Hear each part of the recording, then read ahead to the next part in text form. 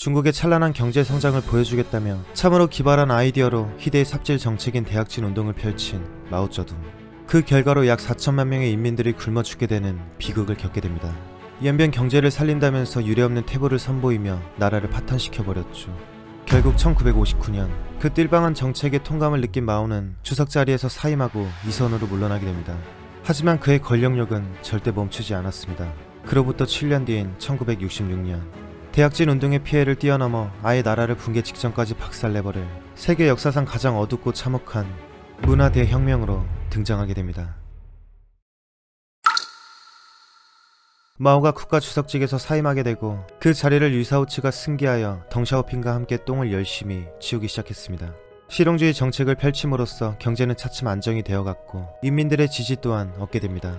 그래도 여전히 마오쩌둥은 인민들의 신망을 받던 건재한 인물이었습니다.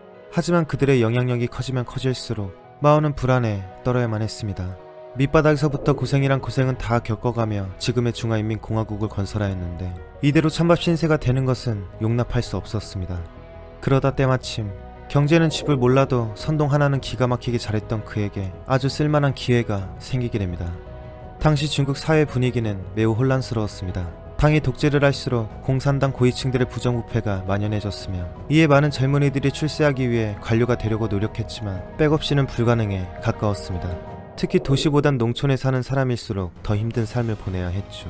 마오가 박살낸 경제도 한몫했습니다. 그래서 학생들은 자발적으로 사회 부조리에 대해 비판하는 목소리를 내기 시작했습니다. 이때 류사오츠와 덩샤오핑은 이 학생 세력을 탄압하였는데 근데 여기서 이 모습을 지켜본 마오쩌둥은 비장하게 말했습니다.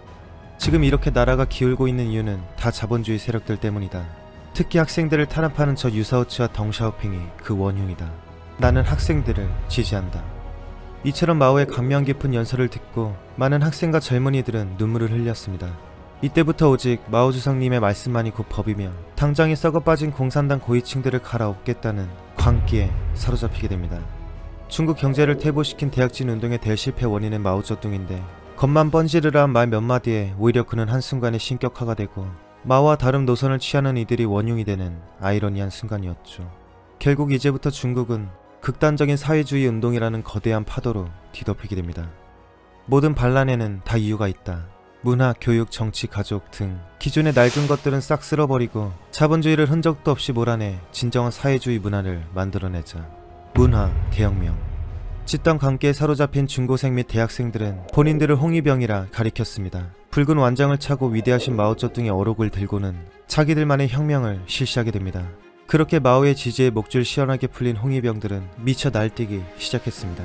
학교 선생, 교수, 예술가 등 지식인으로 보이는 모든 이들을 강제로 끌고 나와 온갖 수모를 주었고 목숨 잃는 일마저 비일비재했습니다. 지식인들이야말로 노동자와 농민을 괴롭히는 악의 축이라고 생각했기에 수많은 지식인들이 강제 노동 수용소로 보내져 핍박을 받게 됩니다. 또한 마오가 저격한 류사오츠와 덩샤오핑도 피해갈 수 없었습니다. 류사오츠는 처참하게 고문당하다가 감옥에서 숨을 거두었고 덩샤오핑도 두드려 맞고 공장에 끌려가 강제 노동을 해야 했습니다.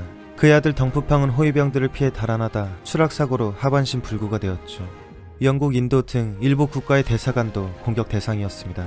그 직원들을 끌고 다니며 폭력을 행사했고 중국의 국제 위상은 바닥을 치게 됩니다. 이때 마오쩌둥의 부인 장칭은 이렇게 얘기했죠. 우리는 사람을 때리는 것을 좋아하지 않는다. 근데 좀 때린들 어떻단 말인가. 나쁜 사람이 착한 사람에게 맞는다면 그건 맞을만 하니까 맞는 거다. 얼탱이가 없죠.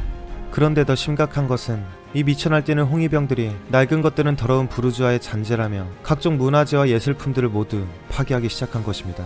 그 유명한 공자의 묘를 포함해 묘란 묘는 죄다 파헤쳐 소실되었고 각종 문화 서적 또한 모두 불태워졌습니다. 수많은 전쟁에서도 지켜낸 4000년 역사를 자랑하던 찬란한 중화 문명이 이처럼 한순간에 파괴되는 순간이었죠. 이에 팝콘 먹으며 구경하던 마오는 잘한다 잘한다를 외치며 공짜로 밥도 먹여주면서 더욱 부추겼습니다. 당시 16살의 홍위병이었던 장홍빙은 이때를 이렇게 회상했습니다. 그때 어머니의 수첩에 마오쩌둥을 폄하하는 문구를 발견했습니다. 그녀는 광기 어린 마오 숭배주의를 강하게 비난했죠. 저와 아버지가 이는 반혁명 행위라며 소리를 질렀지만 어머니는 마오쩌둥의 초상화까지 들고 와 욕을 하며 불태워버렸습니다. 즉시 아버지와 저는 그 자리에서 뛰쳐나와 어머니를 당국에 고발했고 그렇게 어머니는 군중 앞에서 인민재판을 받은 뒤 총살됐습니다. 당신은 마오를 거스르는 반혁명 분자로 판단되면 부모건 형제건 가릴 것 없이 고발하고 처단하는 일이 빈번했습니다. 그러다 시간이 흐르면서 이처럼 죄다 박살내던 홍위병들이 더 이상 박살낼 게 없었던지 이젠 파가 나뉘어 어느 순간 지들끼리 싸우는 난리 부르스를 추게 됩니다. 한편 이미 반대파를 싹 다 숙청하고 권력을 모두 되찾은 마오쩌둥에게 설쳐되는 이 홍위병들은 더 이상 필요가 없어졌습니다. 오히려 성가신 존재일 뿐이었죠. 그리하여 마오는 쿨하게 홍위병들을 전국의 농촌으로 추방해버립니다. 물론 말 잘 듣는 수백만의 홍위병들은 농촌에 내려가 추석님을 그리워하며 비참한 생을 살게 됩니다. 마오쩌둥이 죽을 때까지는 도시엔 발도 못 디뎠죠. 그리고 권력을 다시 잡은 마오쩌둥은 천수를 누리다 10년 뒤인 1976년에 생을 마감하게 됩니다.